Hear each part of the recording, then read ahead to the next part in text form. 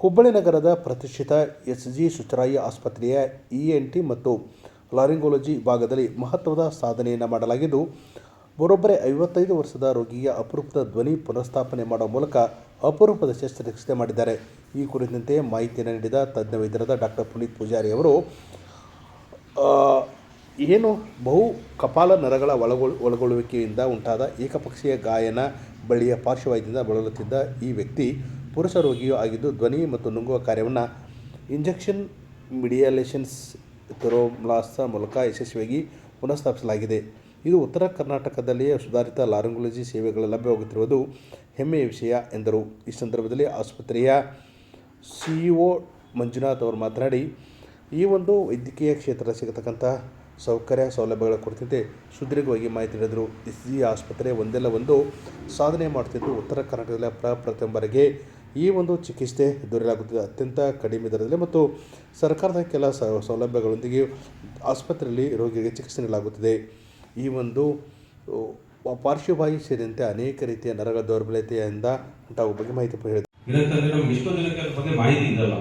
ಆ ಮಾಹಿತಿ ಇಲ್ಲದ್ರೆ ಏನಾಗುತ್ತೆ, ನಾವು ಎಲ್ಲೂ ಸಿಗಲ್ಲ. ಆ ಫೆಸಿಲಿಟಿ ಆಗಲಿ, ಸರ್ಜರೀಸ್ ಆಗಲಿ, ಆ OT ಫೆಸಿಲಿಟೀಸ್ ಆಗಲಿ, ಆ ಸೀನಿಯರ್ ಕನ್ಸಲ್ಟೆಂಟ್ ಡಾಕ್ಟರ್ಸ್ ಆಗಲಿ ಎಲ್ಲೂ ಸಿಗಲ್ಲ ಅಂತ ಏನ್ ಮಾಡ್ತಾರೆ, ನಾವು ಬೆಂಗಳೂರು ಹೋಗ್ತೀವಿ.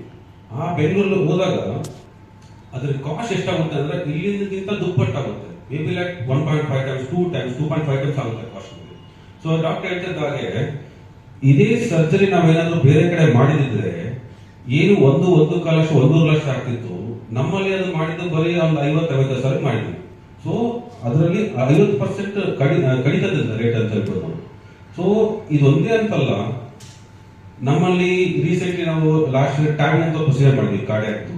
ಸೊ ಅದು ಫಸ್ಟ್ ಟೈಮ್ ನಾವು ನಾರ್ತ್ ಕರ್ನಾಟಕದಲ್ಲಿ ಕೂಡ ಮಾಡಿದ್ವಿ.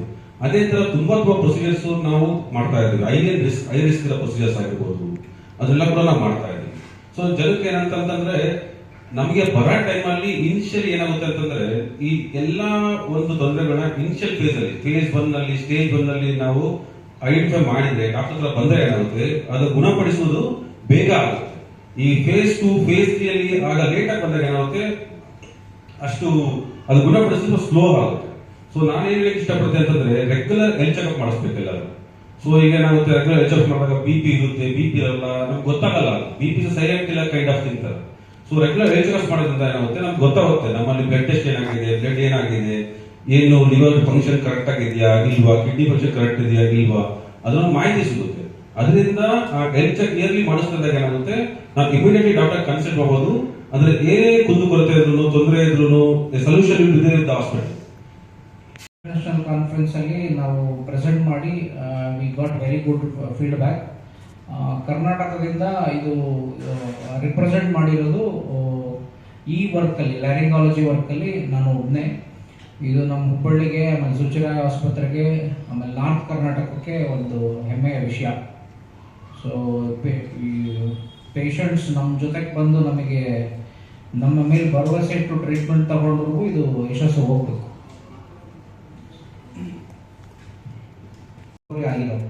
ಇದು ಯಾರಿಗೆ ಅಷ್ಟು ಒಳ್ಳೆ ರಿಸಲ್ಟ್ ಬರಲ್ಲ ಅಂತಂದ್ರೆ, ಎಕ್ಸಾಂಪಲ್ ಒಂದು ಹೆಡ್ ಅಂಡ್ ನೆಕ್ ಕ್ಯಾನ್ಸರ್, ಈ ಕ್ಯಾನ್ಸರ್ ಕಾಯಿಲೆ ಆಗಿ ಧ್ವನಿ ಪೆಟ್ಟಿಗೆ ಎಲ್ಲ ತೆಗೆದು ರೇಡಿಯೇಷನ್ ಎಲ್ಲ ಕೊಟ್ಟಿರ್ತಾರಲ್ಲ, ಅವ್ರಿಗೆ ಇದು ಆಪರೇಷನ್ ಎಫೆಕ್ಟಿವ್ನೆಸ್ ಅರೌಂಡ್ 50%. ಸೊ ಬಾಕಿ ಅವ್ರಿಗೆಲ್ಲ ಆ ಥರ ಮೇಜರ್ ಏನೋ ಪ್ರಾಬ್ಲಮ್ ಇದೆ, ಅವ್ರಿಗೆ results are very very good. More than 90% ಭಾಳ ಚೆನ್ನಾಗಿ ರಿಕವರಿ ಆಗ್ತಾರೆ. ಅದು ನಾವು ಯಾವುದೇ ಸರ್ಜರಿದು ಸಕ್ಸಸ್ ರೇಟ್ ಯಾವಾಗ ಹೇಳ್ತೀವಿ ಅಂತಂದ್ರೆ, ಸ್ವಲ್ಪ ಫಾಲೋ ಅಪ್ ಆಗಬೇಕು. ಸೊ ಕಿವಿ ಆಪರೇಷನ್ ಆದ್ಮೇಲೆ 2 ತಿಂಗಳು ಕಾದು ಆಮೇಲೆ ನಾವು ಸಕ್ಸಸ್ ಅಂತ ಹೇಳ್ತೀವಿ. ಇದು ಧ್ವನಿ ಪೆಟ್ಟಿಗೆದು ಮಿನಿಮಮ್ 3 ತಿಂಗಳು ಕಾಯ್ತೀವಿ ನಾವು. ಸೊ ಅದು 4 ಪೇಷಂಟ್ದು ಇನ್ನು 3 ತಿಂಗಳು ಫಾಲೋ ಅಪ್ ಮುಗುದಿಲ್ಲ ನಾವು. ಹಂಗಾಗಿ 15 ಅಂತಾನೆ ನಾವು ಕನ್ಸಿಡರ್ ಮಾಡಬೇಕು. ಇದ್ರದ್ದು ಫೆಸಿಲಿಟೀಸ್ ಎಲ್ಲ ರೋಗಿಗಳು ಆಮೇಲೆ ಎಲ್ಲ ಜನಕ್ಕೆ ಗೊತ್ತಿರಬೇಕು. ಧ್ವನಿ ಹೋಯ್ತು ಅಂತಂದ್ರೆ ಮನೇಲಿ ಕುತ್ಕೊಳ್ಳೋದಲ್ಲ, ಅಥವಾ ಕೆಲವೊಬ್ಬರಿಗೆ ನಾಲೆಡ್ಜ್ ಇರಲ್ಲ, ಹಿಂಗ್ ಧ್ವನಿ ಪೆಟ್ಟಿಗೆಗೆ ಧ್ವನಿ ಬರುವಂತ ಸರ್ಜರಿಗಳಿದೆ, ಟ್ರೀಟ್ಮೆಂಟ್ ಇದೆ ಅಂತ. ಅದನ್ನ ತಮ್ಮ ಮುಖಾಂತರ ಜನಕ್ಕೆ ಸ್ವಲ್ಪ ನಾಲೆಡ್ಜನ್ನ ಕೊಡಬೇಕು ಅಂತ ತಮ್ಮಲ್ಲಿ ಕಳಕಳಿಯ ಮನವಿ. ಒಂದು ಪೇಷಂಟ್ ಎಕ್ಸಾಂಪಲ್ ಏನು ಕೊಡ್ತೀವಿ ಅಂತಂದ್ರೆ, ಒಂದು 55 ವರ್ಷದ ರೋಗಿ, ಮಲ್ಟಿಪಲ್ ಕ್ರಿನಿಯಲ್ ನರ್ವ್ ಇನ್ವಾಲ್ವ್ಮೆಂಟ್, ಅಂದ್ರೆ ಬಹಳ ನರಗಳು ದೌರ್ಬಲ್ಯ ಆಗಿ ಬ್ರೈನ್ ಸ್ಟ್ರೋಕಿಂದ ಅವ್ರಿಗೂ ಇದೇ ಥರ ಸಮಸ್ಯೆ ಆಗಿತ್ತು. ನುಂಗ್ಬೇಕಾದ್ರೆ ಆಹಾರ ಶ್ವಾಸಕೋಶದೊಳಗೆ ಹೋಗೋದು, ಆಮೇಲೆ ಧ್ವನಿ ಬರದೇ ಇರೋದು. ಅವ್ರಿಗೆ ನಾವು ಆಪರೇಷನ್ ಮಾಡಿದ್ದೀವಿ, ಅವ್ರಿಗೆ ಧ್ವನಿ ಬಹಳ ಇಂಪ್ರೂವ್ಮೆಂಟ್ ಆಗಿದೆ. ಆಮೇಲೆ ಈ ಥರ ಆಸ್ಪಿರೇಷನ್ ಪ್ರಾಬ್ಲಮ್ ಅಂದರೆ ಶ್ವಾಸಕೋಶದಲ್ಲಿ ನಂಜು ಆಗೋ ಚಾನ್ಸಸ್ ಈಗ ಲಿಟ್ರಲಿ ಏನೂ ಇಲ್ಲ. ಸೊ ತಾವು ದಯಮಾಡಿ ನಮ್ಮ ಹುಬ್ಬಳ್ಳಿ ಅಥವಾ ನಾರ್ತ್ ಕರ್ನಾಟಕದ ಜನತೆಗೆ ಈ ವಿಷಯನ ಮುಟ್ಟಿಸಿ at very affordable rate compare to Bangalore, at very affordable rate ಇಲ್ಲಿ ಅದರದ್ದು ಉಪಯೋಗ ಪಡ್ಕೋಬೇಕು ಅಂತ ತಮ್ಮಲ್ಲಿ ಕೇಳ್ಕೊತೀವಿ. ಧನ್ಯವಾದಗಳು. ಧ್ವನಿ ಪೆಟ್ಟಿಗೆ ನಮ್ಮ ನೆಕ್ಕಲ್ಲಿ, ಕುತ್ತಿಗೆಯಲ್ಲಿ ಒಂದು ಇಂಪಾರ್ಟೆಂಟ್ ಅಂಗ. ಇದರಲ್ಲಿ ಸ್ವರತಂತುಗಳು ಅಂತ ಇರ್ತಾವೆ, ವೋಕಲ್ ಕಾರ್ಡ್ಸ್ ಅಂತ. ಇದರದ್ದು ಧ್ವನಿ ಪೆಟ್ಟಿಗೆದ ಮೇನ್ ಕೆಲಸ ಏನು ಅಂತಂದರೆ, we call it as policeman of our digestive tract. ಅಂದರೆ ನಾವು ಊಟ ಮಾಡಬೇಕಾದ್ರೆ, ನೀರು ಕುಡಿಬೇಕಾದ್ರೆ ನಮ್ಮ ಧ್ವನಿ ಪೆಟ್ಟಿಗೆ ಕ್ಲೋಸ್ ಆಗಿ ಆ ಊಟನ ಆಮೇಲೆ ನೀರನ್ನ ನಾವು ನುಂಗ್ಬೇಕಾದ್ರೆ ಅನ್ನನಾಳಕ್ಕೆ ಅದನ್ನು ಪುಷ್ ಮಾಡುತ್ತೆ.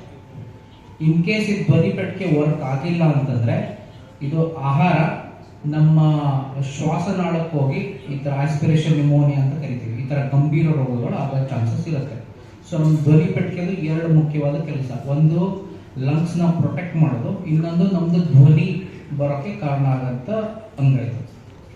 ಸೊ ಈ ಅಂಗಕ್ಕೆ ಕೆಲವು ರೋಗಗಳಿರ್ತವೆ. ಅದರಲ್ಲಿ ಒಂದು ಮುಖ್ಯವಾದ ರೋಗ ಅಂತಂದ್ರೆ ವೋಕಲ್ ಕಾರ್ಡ್ ಪಾಲ್ಸಿ ಅಂತ, ಅಂದರೆ ಸ್ವರತಂತುವಿನ ಪಾರ್ಶ್ವವಾಯು.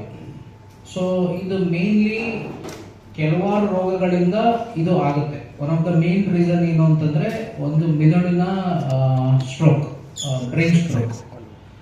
ಅದ್ರ ಜೊತೆಗೆ ಥೈರಾಯ್ಡ್ ಮತ್ತೆ ಪ್ಯಾರಾಥೈರಾಯ್ಡ್ ಕ್ಯಾನ್ಸರ್, ಕುತ್ತಿಗೆದ ಕ್ಯಾನ್ಸರ್, ಅಥವಾ simple viral fever, influenza fever ಅಂತ ಕೇಳಿರ್ಬೋದು ನೀವು, ಅಥವಾ ಕೋವಿಡ್ ಇಂದನೂ ಆ ಒಂದು ನರ ಇರುತ್ತೆ, ಆ ನರದ ಮೇಲೆ ಒತ್ತಡ ಬಿದ್ದು ಇದು ವೋಕಲ್ ಕಾರ್ಡ್ ಪಾಲ್ಸಿ ಅಥವಾ ಸ್ವರತಂತುವಿನ ಪಾರ್ಶ್ವವಾಯು ಆಗುತ್ತೆ.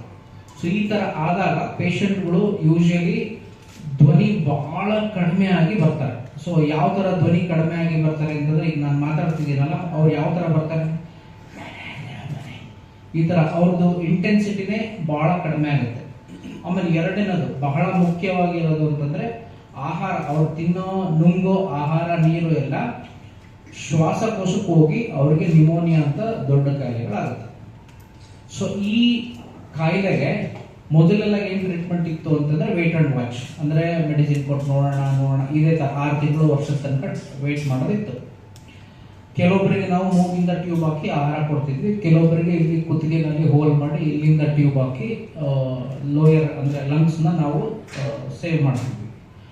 ಬಟ್ ದ ಲೇಟೆಸ್ಟ್ ಟ್ರೀಟ್ಮೆಂಟ್ ಹಿಂಗೆ ಅಂತಂದ್ರೆ, ನಾವು ಈ ವೋಕಲ್ ಕಾರ್ಡ್ ಪಾಲ್ಸಿ ಆದವ್ರಿಗೆ ನಮ್ದು ಹೊಟ್ಟೆಯ ಕೊಬ್ಬು ಅಥವಾ ತೊಡೆ ಅಂಶದ ಕೊಬ್ಬು ತೆಗೆದು ನಮ್ಮ ಧ್ವನಿ ಪೆಟ್ಟಿಗೆ ಅಂದ್ರೆ ಯಾವ ವೋಕಲ್ ಕಾರ್ಡ್ ಪಾಲ್ಸಿ ಇರುತ್ತಲ್ಲ, ಯಾವ ಸ್ವರತಂತ್ರದ ಪಾರ್ಶ್ವವಾಯು ಇರುತ್ತಲ್ಲ, ಅದಕ್ಕೆ ಇಂಜೆಕ್ಷನ್ ಮಾಡ್ತೀವಿ. ಅವಾಗ ಏನಾಗುತ್ತೆ, ಅದರದ್ದು ಮೂವ್ಮೆಂಟ್ ಇಂಪ್ರೂವ್ ಆಗುತ್ತೆ, ಆಮೇಲೆ ಧ್ವನಿ ಬಹಳ ಇಂಪ್ರೂವ್ ಆಗುತ್ತೆ, ಆಮೇಲೆ ಆಸ್ಪಿರೇಷನ್ ನ್ಯೂಮೋನಿಯಾ ಚಾನ್ಸಸ್ಗಳು ಬಹಳ ಕಡಿಮೆ ಆಗ್ತವೆ. ಸೊ ಈ ತರ ಕೇಸಸ್ ನಮ್ಮ ಸುಶೀಲ ಆಸ್ಪತ್ರೆಯಲ್ಲಿ ಆಲ್ಮೋಸ್ಟ್ 2 ವರ್ಷದಿಂದ ಮಾಡಿದೀವಿ. 15 ಕೇಸಸ್ದು ಫಾಲೋ ಅಪ್ ಎಲ್ಲ ಆಗಿದೆ, ಇನ್ನೂ 4 ಕೇಸಸ್ ಮಾಡಿದೀವಿ. ಸೊ ಈ ತರ ಕೇಸಸ್ ಹುಬ್ಳಿನಲ್ಲಿ ಆಗಲಿ ಅಥವಾ ನಾರ್ತ್